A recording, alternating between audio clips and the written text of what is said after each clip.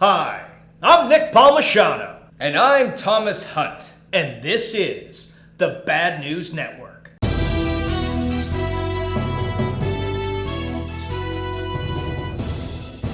My junior year of high school, while sick, I wrestled and lost to a pretty good kid from Hingham High School. He was a real nice guy, knew I was sick, and told me he hoped we could run it back later in the year when I felt better. I legit rooted for that kid in all other matches for the rest of the year because of that exchange. We both qualified for the state tournament, but in different divisions, and we never wrestled each other again. I'm totally okay with that. I hope he's kicking right now and that he's having a great life. My senior year in the state tournament, there was a seating meeting at which point there was a big argument about whether me or a kid that was from a Boston suburb that we'll call D-land should be seated higher. The kid and his coach called all the way back to my junior year losing to that Hingham kid for the reason as to why their kid should be seated higher. Apparently D-land kid had beaten him soundly. The phrase, "I would never lose to that scrub," as well as "that kid is half the wrestler that I am," were dropped. My coach got very vocal, but I didn't say a thing. That was all coach's business. I ended up the higher seed. We were told that was total bullshit. The coach left the room yelling and screaming. So me and this kid won our first couple matches and we end up seeing each other in the quarterfinals. As we walked up to the mat, the other coach said to me, "Time to earn that seed." I was 16, he was 40-something. Now when Tim Kennedy fights or grapples, he is an ice-cold machine. It's all calculated, everything is methodical. He doesn't let emotion cloud his judgment. He just does the right thing in the moment. I come from Italian heritage, and that is not how I am wired. I was pissed.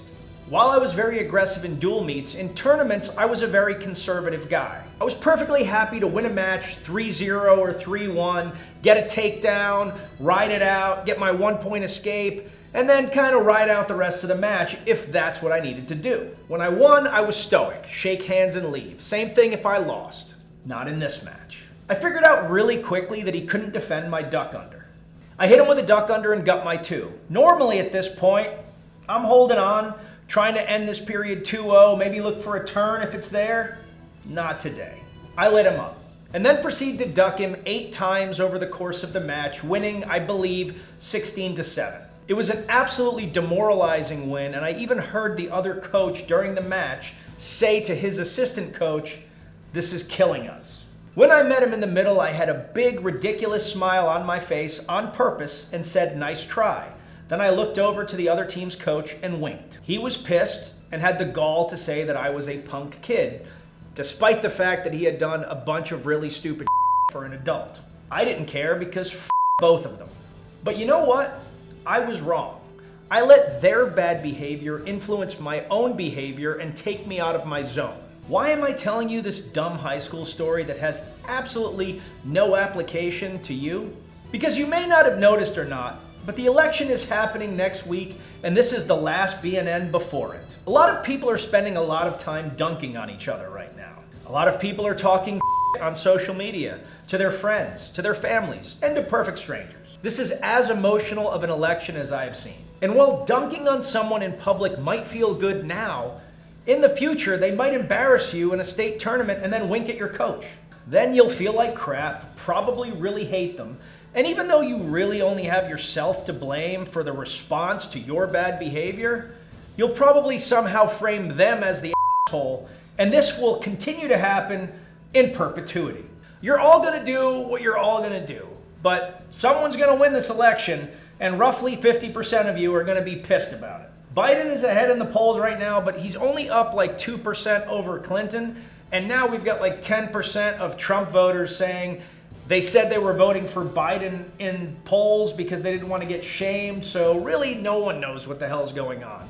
I'd say this thing's probably 50-50. So my question is, when this is over, do we want it to be better or do we want it to be worse? I know we like to be melodramatic about how this is the most important election, yada, yada, yada, but the Republic is going to be fine as long as we, as the collective, don't blow it. Just check out the last 10 to 12 years. Republicans over the last 4 years have tried to basically bully things through with executive orders and a couple of pieces of legislation without walking across the aisle in any way, shape, or form. Meanwhile, Democrats from day one of the Trump administration have decided that essentially nothing that they can stop is going to go through, and they've created an even more hostile environment than we had a few years ago. To be fair, they copied McConnell's lead during the Obama administration, where he essentially tried to keep anything and everything from going through, but they added a little spice to it, basically saying that anybody that isn't a Democrat is Hitler, a racist, and a bigot. And it didn't help that during the Obama administration, Republicans basically accused him of being a closet Muslim, attacked his birth certificate, and stopped anything and everything that he tried to pass in the last 2 years. You see what I'm saying? We basically can take the entirety of the Obama administration and the entirety of the Trump administration and say we only had a couple of pockets of a functioning legislative branch, and those two pockets were like the moments in history where, you know, each party controlled all of the branches of government? Like, is that really what we're aspiring to? The Dems jammed in Obamacare when they had the majority, and then the Republicans punished them for it for 6 years. Then the Republicans had the majority for 2 years, and they got a little bit of prison reform, some NASA funding, and then boom, the Democrats are back in the House, and then 2 years of nothing. So basically the model that we've produced over the last decade is that if your party doesn't have the majority, that you get nothing done. And if your party does have the majority, you try to cram down a bunch of crap down the throat of the other party while kind of mocking them. It used to be that the best bills, the ones that actually lasted beyond a term, were the ones that involved cross-party collaboration. When it came to political parties, were they rivals? Yes. Competitors for votes and influence? Absolutely. But sworn enemies? No. I'm not asking you not to argue. I'm not asking you not to be excited if your team wins. I'm not even telling you not to be pissed off at the other side. I'm asking you to think about taking a little zing off the comments and ask yourself what is best for the country. Most people wake up every morning trying to do the right thing. Nobody wakes up trying to be the bad guy. When you tell your friends on social media that the other side is ignorant, racist, stupid, doesn't understand how anything works, you're lying to yourself. And you're creating a bigger problem than any policy that these clowns are going to put into place. And you also sound ridiculous. So work your ass off over the next few days to get your team elected. Be happy or be sad about the result on Tuesday. Then consider, just consider, not being a jerk to everybody on Wednesday. Just try it, see how it works out.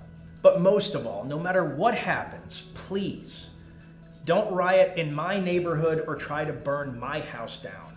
Go a few blocks over to the other neighborhood, because those guys are dicks. If you listen to the press, everything is going wrong and everyone is trying to screw each other when it comes to voting. We at BNN are not big on telling everyone to vote, because if we have to convince you, you probably shouldn't vote. But if you do want to vote, it should be easy. Millions across the country have voted early, which has kicked off arguments about when these votes should be counted. Some states want them by election day, some states want them with a cutoff, and some states with no real cutoff specified. But that was just the first of many kerfluffles. In California, Republicans have placed party-controlled ballot boxes across the state. The state, in turn, has responded with a cease and desist letter. The party has said that they will not cease or desist because they want to make sure that all votes are counted. There is no evidence that this is needed, or that Republicans couldn't vote in a myriad of other ways. In Georgia, early voting has seen long lines and claims of voter suppression. The claims have appeared largely unsubstantiated, leading some reporters to follow up on voter suppression. One reporter claimed that the idea that voter intimidation might happen is enough to show that voter intimidation happens. Wait, what? That'd be a hard stretch for even Mr. Fantastic. Anyway, Georgia is in play for the first time in a while. In less of a stretch, Governor Abbott of Texas has allowed only one ballot drop-off location per county. Furthermore, people must drop off ballots in person and show identification, very much like you would if you were voting in person. Some counties are as large as 2,000 square miles, so if you want to drop off your ballot in person, it could be 44 miles to that box, in the worst case. In the most average case, it can be about 20 miles. That kind of sucks. None of these acts are likely to change any outcomes. California is not turning red, Georgia could, but probably won't turn blue. And even though we keep hearing about how great Beto is doing in Texas, I doubt we're going to see Texas turn blue either. Michigan Secretary of State Jocelyn Banson issued a ban on open carrying weapons at the polls. The ban was allegedly in response to the plot to kidnap Governor Whitmer. That didn't sit right with gun rights activists who lawyered up to ban the ban. The assistant AG, Heather Meingast, was aghast, flabbergasted even, saying that she didn't understand how anybody felt like the ban was a problem. She said some election workers were afraid. A Michigan judge, however, said the ban was an overstep of legal authority. There's a process that a state needs to follow, and Benson followed none of it. The Democratic AG, Dana Nessel, nestled into her party's opinion, saying that they were going to fight the ban of the ban, even though the election is only a few days away. Attorney Dean Greenblatt from the Michigan Open Carry Group thought the whole thing was bananas and didn't think the state had the bandwidth to fight this. He believes they'll probably abandon the attempts after some obligatory political banter. Islamofascism is rearing its ugly head in last week's beheading of a school teacher. The teacher showed his class pictures of the cartoon that caused the Charlie Hebdo attacks. Since that atrocity, a knife attack in a church in Nice has left 3 dead. The attackers slit one person's throat, stabbed another repeatedly, and stabbed another that was able to escape but bled out on the church steps outside. Hours earlier, a Saudi man attacked guards outside of the Saudi-French consulate, wounding them with a knife. French President Macron is in a tough spot, not wanting to expressly come down on the Muslim population for the actions of a few, but also wants to acknowledge that there is a problem with Muslim extremism in France. He has proposed a 5-point plan to remove radicalization in France. We outlined initial pieces of legislation last week that tried to remove problematic leaders from the country, but he has upped the ante this week. His latest plan states that children 3 and up will all be required to attend French schools. Homeschooling would only be allowed when cleared by a doctor for a medical condition. Any associations that receive state funding will be held accountable for spending and allocation. The goal here is to prevent kids from learning a bunch of hateful nonsense and thinking it's a good idea to cut a man's head off when he shows a picture. The bill also outlaws doctors giving out virginity certificates to Muslim men before their weddings, to ensure that their future bride is pure or whatever. Additionally, the bill looks to eliminate importation of other imams outside of the country. This bill also cuts off a lot of state funds to Islamic organizations. Basically, some mosques with totally reasonable people have decided to bring in more radical imams. These imams from other countries are batshit crazy, and then they take over. Then, slowly but surely, the increase of batshit crazy people increases. As we said last week, we are very sorry for most of the Muslims out there. You will most likely face increased scrutiny in France because of a few jihadists. And to you jihadists, your interpretation of your religion remains stupid. Stop being stupid. You're ruining it for everyone else. Philadelphia is ablaze after Walter Wallace charged police with a knife and they shot him. BNN cannot confirm what occurred before the video footage that was released to the public, but the incident is under investigation.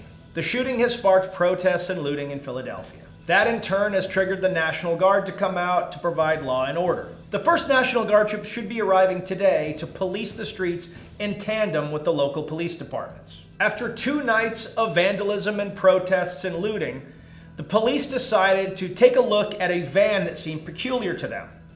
It naturally was filled with a giant bomb. We don't know the entire contents of the van yet, but police have said it was full of propane, dynamite, and suspicious cargo.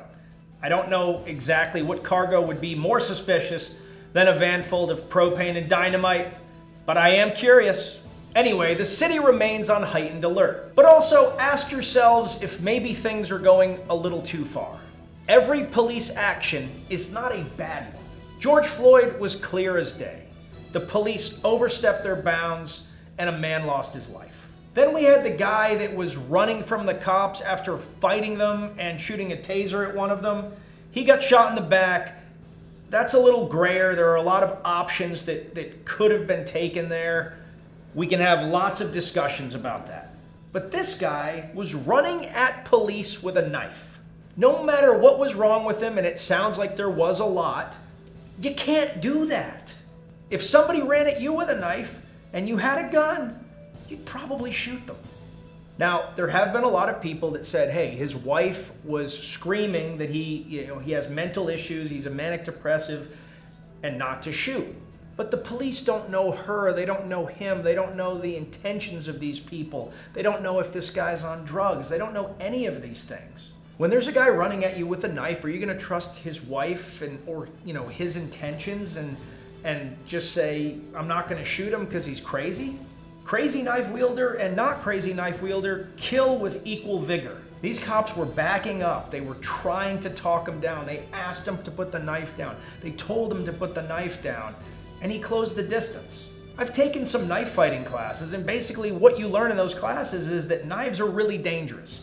You'd be amazed at how much damage somebody can do from 7 feet out. You're not even able to get a shot off half the time, and this guy was closing in on that window. Even his family doesn't think that the cop should be brought up on murder charges. They don't think they wanted to kill him. They think the police need more tools and more training. That's an entirely reasonable position.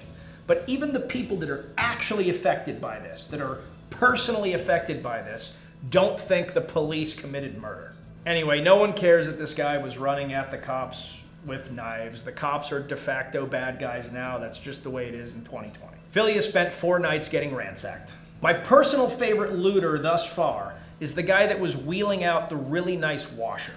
While everyone else is grabbing TVs and gaming consoles and cards and things like that, this guy's like, I would really like some nice, clean, fluffy clothing.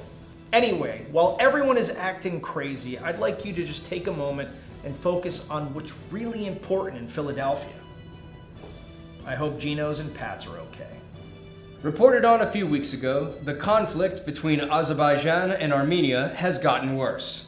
A lot worse. Now officially known as the Nagorno-Karabakh conflict, there have been accusations of war crimes, targeted civilians, and broken ceasefires. Things are not looking too good these days. For those that don't know, Azerbaijan and Armenia have gone to war over disputed territory. The mountainous region is internationally recognized as Azerbaijani, but the population there is mostly Armenian. What makes matters worse is that the area is completely inside Azerbaijan. Both sides are acting aggressively, with casualties reaching well into the thousands. The US has already stepped in to broker a ceasefire and a peace treaty. The ceasefire lasted mere minutes before both sides accused the other of breaking it. Soon after, a video emerged of Azerbaijani soldiers executing Armenian POWs, which, as you can guess, is pretty damn illegal. One video shows the capturing of Armenian soldiers. An instruction is given in a Russian Azerbaijani accent not to hurt these soldiers. A second video soon after presumably shows the same POWs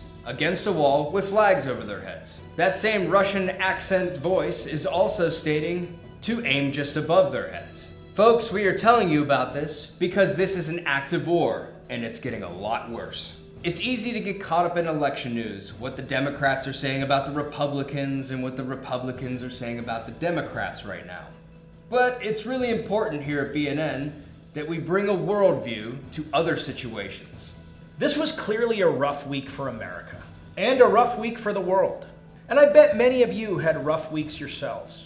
But I guarantee you stand head and shoulders above one man's plight. Leonard Shoulders, 33, was just having a normal day in the Bronx, sitting on the sidewalk, waiting for a bus to come, when a sinkhole opened up underneath him, causing him to plummet 15 feet and then get hit with chunks of concrete from the street that just turned into a sinkhole. He broke a leg and an arm in the fall. As if it isn't bad enough to be laying 15 feet under the earth in a gross New York City sewer with broken appendages. This was only the beginning of the horror, because Shoulders had landed on the shoulders of a bunch of pissed off rats. Apparently the rat nest didn't like Shoulders because they swarmed him, covering every inch of his body. He couldn't move from the pain and didn't want to scream for fear of rats crawling into his mouth. Finally, firefighters were able to pull Shoulders out by the shoulders after 30 minutes of rat carceration.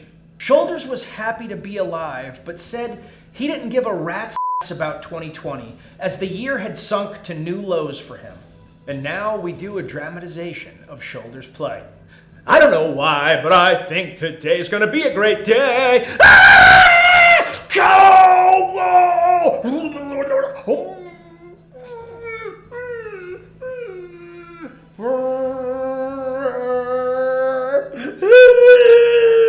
Cocks are a real problem, especially in Manila, Philippines, where a cock killed a police lieutenant during a raid to break up a coronavirus party. As police flooded into the cockfighting arena, both men and cocks shot to the four winds. But one cock stared the officer down, catching the officer's eye. The officer tried to wrap his hands around the cock, but the cock was too fast, severing his femoral artery. As cock stories go, this is a hard one to swallow, not only for the department, but for the officer's family. Just remember two things. 1, when it comes to cocks, don't get cocky. 2, carry a tourniquet. And finally, in Florida Man news, Florida Man was on the move once again this week. Surprisingly enough, this story doesn't have anything to do with crystal meth or nudity or attacking children with live fish. It seems our hero is finally on the wagon. Way to go, Florida Man! But sobriety has brought a different kind of diabolical. 20-year-old Anthony Guevara was arrested for changing the address of Governor Ron DeSantis on the voter registration website. The authorities were able to find Guevara fairly easily, and he confessed to the crime. What's shocking is that the caper wasn't that difficult. Guevara claims it was shay easy. All he had to do was grab DeSantis' birthday, and with that, he was able to answer a few questions and change his address on the voter registration page. Guevara said he looked at changing the addresses of LeBron James and Michael Jordan, but decided against it. This plan was crazy, but it involved an actual plan, some basic analytics, and some reasonable action. You could say Guevara was a revolutionary. A stupid one, but a revolutionary nonetheless. And with that, I'm Nick Palmisano. And I'm Thomas Hunt. And this is the Bad News Network. Our news is at least as bad as the news you're getting already, and next week, instead of typical BNN, we are going to have a live Tuesday night special where Matt and I will knock out some bad, or probably just bad, election coverage. As always, you can use code BNN at rangerup.com for 25% off. Have a great weekend.